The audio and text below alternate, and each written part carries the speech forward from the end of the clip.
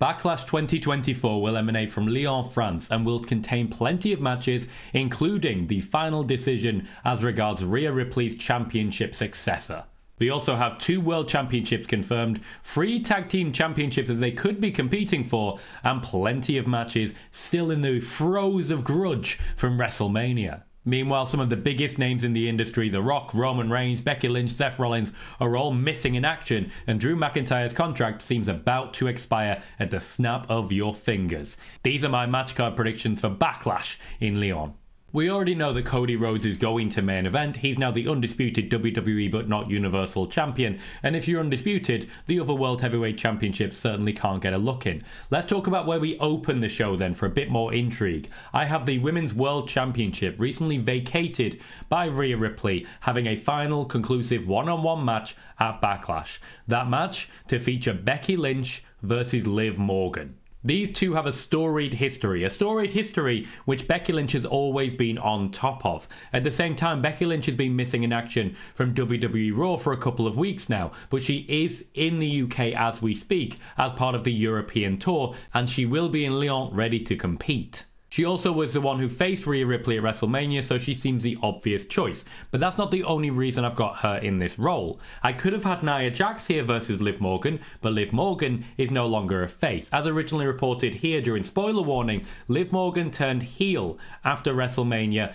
Rhea Ripley was the perfect opportunity for her to do so. A freak accident that really worked in the WWE's favour. While Rhea Ripley has had to relinquish her championship, Liv Morgan can step in the breach and become one of the top stars that there is. How better to solidify this than a win over one of the top names in the industry in Becky Lynch? How better to solidify this than to claim the Women's World Championship that Rhea Ripley has vacated and hold it until Rhea Ripley is ready to return, which the WWE working towards a rough outline around SummerSlam time. We should also see Alexa Bliss returning around that time as well in a new, darker, more Bray Wyatt inspired incarnation, and that's an element that I could really see working well with a Liv Morgan. This is a job that I'm sure Becky Lynch would be happy to do. She, over the past few weeks, has been trying desperately to get more Liv Morgan on our TVs, and she's been very successful in doing so.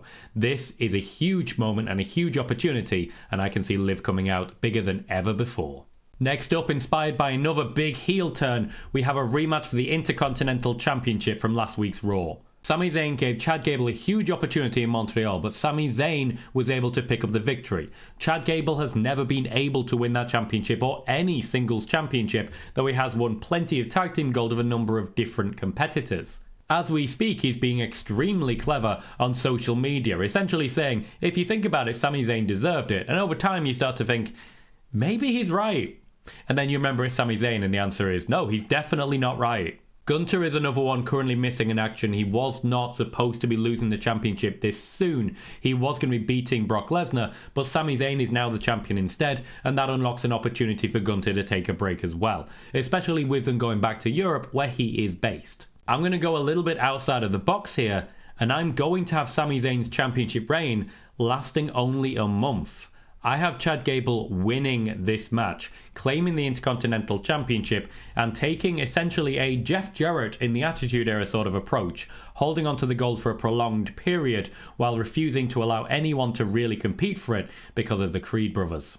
As regards Sami Zayn, he may need to recruit some extra artillery in order to get back to Chad Gable. I have my eyes on Kevin Owens there as well. I have only one set of tag team championships on the card, and it is the women's tag team championships. Right now, Jade Cargill has been paired up with Bianca Belair in a tag team in order to cover for any potential issues that she has when it comes to her in-ring moments, any confidence issues as well, because the WWE do believe she's ready, but the reports are that Jade Cargill herself is still a little nervous about competing.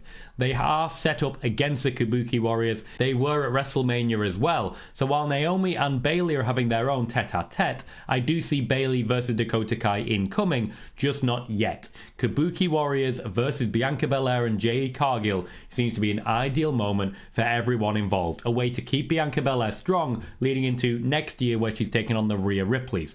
I have Bianca Belair and Jade Cargill winning this one as well. I think it's vitally important that we get to Bayley versus Dakota Kai at a moment of weakness for Damage Control. Damage Control were in their ascendancy when Io Sky lost to Bayley, and Io Sky now needs to find a way to recover. I would have Damage Control going down to their worst, their rock bottom, before starting the climb back up again.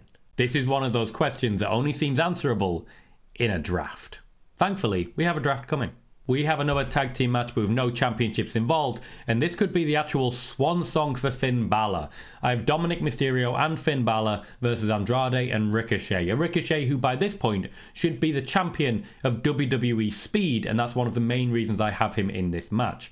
He's been paired up with Andrade in order to essentially protect him, even though Rey Mysterio was ideally already placed there. Andrade is of course on Raw, so in the draft there's likely to be a split up there.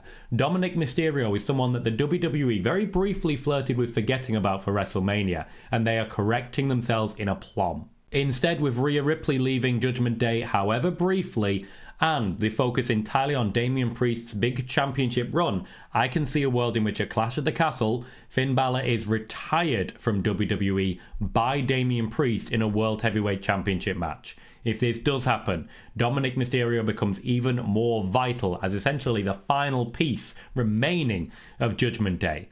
This is the ideal time to keep him looking strong. I have Ricochet taking the pin, Dominic and Finn Balor picking up the win, and Finn Balor casting envious eyes on Damien Priest. Speaking of Damien Priest, he's up next against Jey Uso, and this, unfortunately, might be a bad night for Damien Priest and for Jey Uso. From where I'm sitting, not being the main event isn't a huge slight, even though it would be a prime opportunity for Damien Priest to be in that spot, but I do think he's not going to look particularly strong because Jey Uso has the Bloodline on his tail. The Bloodline are now being re-established under Solo Sikoa as the tribal chief, and of course with Tama Tonga by his side. Jacob Fatu will be added soon, but while Jimmy Uso has been targeted, Jey Uso still roams free, and that cannot be allowed to happen.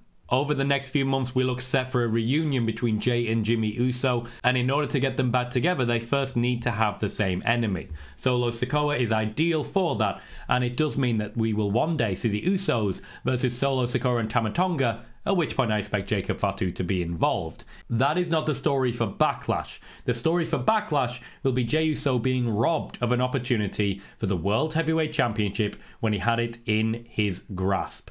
I do believe this is the closest Jey Uso will ever again come to a World Heavyweight, or in fact an undisputed WWE /Universal Championship. But Damien Priest will be visibly pinned, but will not lose the championship. The Bloodline will intervene and Jey Uso will go home with nothing. This leaves us then with our main event for the undisputed WWE not Universal Championship.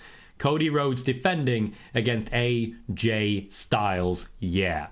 AJ Styles is in the latter days of his WWE contract. The man's banged up and the man's hurt, but he can certainly go out on a high, and he's been reheated heavily in 2024. This is not even the first time he's competed for this championship, being in that spot at the Royal Rumble, but it's the first opportunity to get away from an LA Knight, a Randy Orton, and in fact a Roman Reigns. Cody versus AJ Styles is dream match potential that I've been waiting for essentially since Cody Rhodes arrived in AEW many moons ago. And while I can't count the max moons it's taken, we have finally got to a point where Cody and AJ can step into that ring together. This in many ways reminds me of Money in the Bank many years ago, where Seth Rollins' first challenger after winning at WrestleMania against Brock Lesnar was against AJ Styles. It was a high quality match, and it was guaranteed quality as well. What a main event that was, what a main event this is going to be. That said, does AJ Styles have any chance of becoming the undisputed WWE not Universal Champion? None whatsoever. He'll get his win back against LA Knight. That's as strong as he will look. He's someone they can parachute in to make someone else look good, and Cody Rhodes will definitely look good here. It'll be a clean win, it'll be a decisive win, and it will be the beginning of a championship reign that is completely different from the one that came before. Roman Reigns may have defended sporadically. Cody Rhodes will not be that guy. Cody Rhodes is fighting champion in the purest of aspects, and we will see him defending that championship pretty much week in and week out, before of course going firmly to SmackDown in the draft. As regards Roman Reigns, he's gone to Hollywood, so I wouldn't expect to see him. As regards Seth Rollins, his knee's still giving him some trouble, so I wouldn't expect to see him. And as regards Gunther, while Sami Zayn and Chad Gable will have their own battle, Gunther's time at the Intercontinental level may have gone past him by this point. Drew McIntyre is a big miss here, but I do think Clash at the Castle, where he is going to wrestle, will be a big night for the Scottish psychopath. Let me know what you expect to see at Backlash and what your predictions are for these matches. And in the meantime, check out more of PLE Wednesdays by clicking the video on the screen. I've been Tom Colohue. Thank you and goodbye.